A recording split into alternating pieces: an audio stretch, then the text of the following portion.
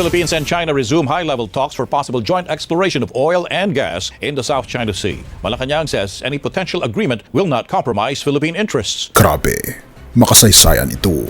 China at iba pang mga bansa tutulungan na ang Pilipinas at ang ating Pangulo. Darating na ba ang malalaking supply ng langis?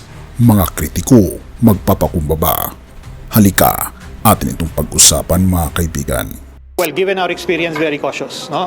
Also, the experience of other countries around us. There have been prior attempts to have joint exploration and development with Japan, with Korea, no? And they were not, let's say, successful in finding anything of value. Malacanang says it is aware of these concerns and assured the public the Philippine government would safeguard its rights in the West Philippine Sea. Lagi tayong magiging maingat para sa interes ng bayan at para sa interes ng bawat Pilipino. Walang mawawalang interes, walang ipamimigay ng interes. Ang himala ng bayanihan, China at mundo, sasaluna sa Pilipinas.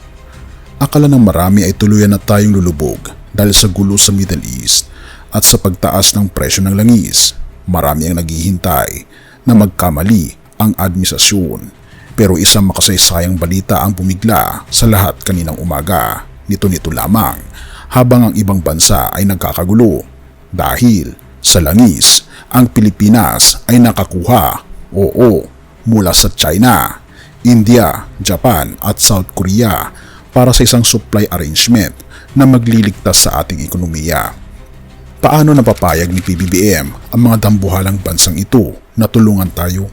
Ito na ba ang sandaling mapapahiya ang mga kritiko? Philippines and China resume high-level talks for possible joint exploration of oil and gas in the South China Sea. Malacanang says any potential agreement will not compromise Philippine interests. The Philippines and China have opened initial exchanges on potential oil and gas exploration in the South China Sea during back-to-back meetings last week in the mainland. In a statement, the Department of Foreign Affairs said both sides continue to make progress on practical measures that are consistent with Philippine law and policy to increase confidence in the maritime domain, including Coast Guard to Coast Guard communication, ocean meteorology, and initial exchanges on potential oil and gas cooperation. Sa gitna ng usap-usapan tungkol sa fare hike, mabilis na nag-utos si Pangulong Marcos Jr. sa DOTR para suspendihin ang pagtaas ng pamasahe.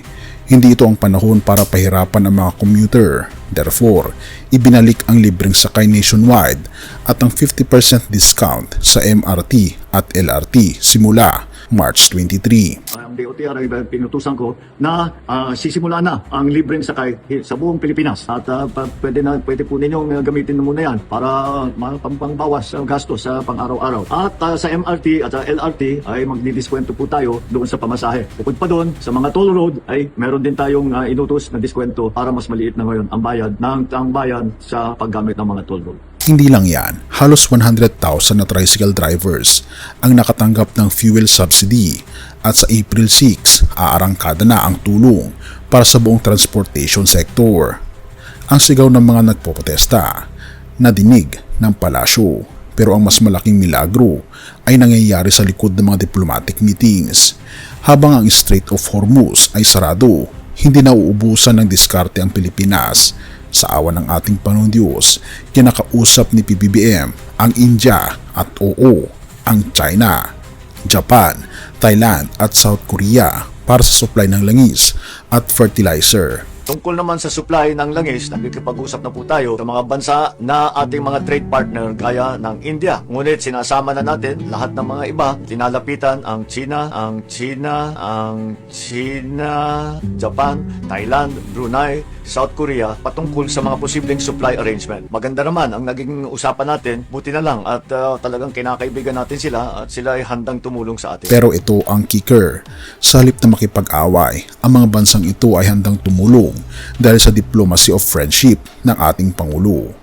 Therefore, ang banta ng kakulangan sa kuryente ay malalampasan dahil 23 power projects ang sasabak sa grid sa susunod na 60 na araw. Maging ang 20 pesos na bigas, pinararami na sa 177 na LGUs. Sa madaling salita, habang ang mundo ay nagkakagulo, ang Pilipinas ay naghahanda. President Bongbong Marcos says he is open to resuming discussions with China on a joint oil and gas project in a disputed area of the South China Sea. Marcos and Chinese President Xi Jinping agreed in 2023 to restart talks on joint oil and gas development, but these have stalled for years. In an exclusive media interview on Tuesday, March 24, Marcos says territorial disputes have gotten in the way of the talks on joint oil and gas development. The Philippines and China have a long-standing dispute over the West Philippine Sea, a portion of the South China Sea that is contained within Manila's exclusive economic zone. Marcos adds that the conflict in the Middle East may serve as an impetus for progress in the talks. When asked whether there needs to be a supposed reset in the Philippines' relationship with China amid geopolitical tensions, Marcos believes it will certainly happen. According to Marcos, the two countries have always differentiated their territorial disputes from their trade arrangements. China supports many government programs. Marcos notes that China has not leveraged the territorial role in any way, even citing Beijing's contribution in fertilizer imports as an example. Meanwhile, when asked whether he supported the United States-Israel war in Iran, Marcos says he never wants war. He notes that the Philippines' foreign policy highlights peace and national interest. Hindi rin pinapabayaan ang ating mga bagong bayani.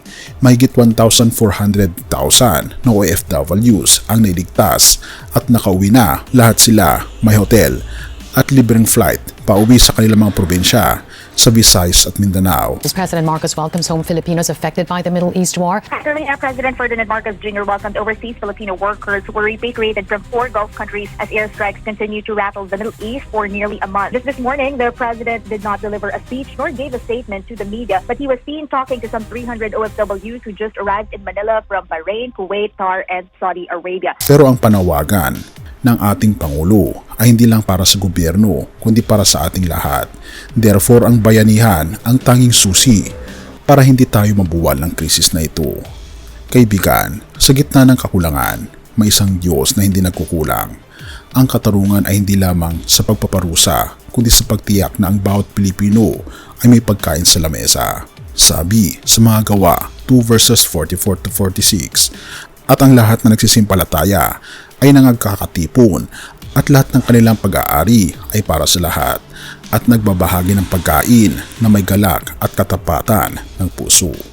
Ang pagtulong ng China at ibang bansa ay isang anyon ng biyaya sa gitna ng kaguluhan.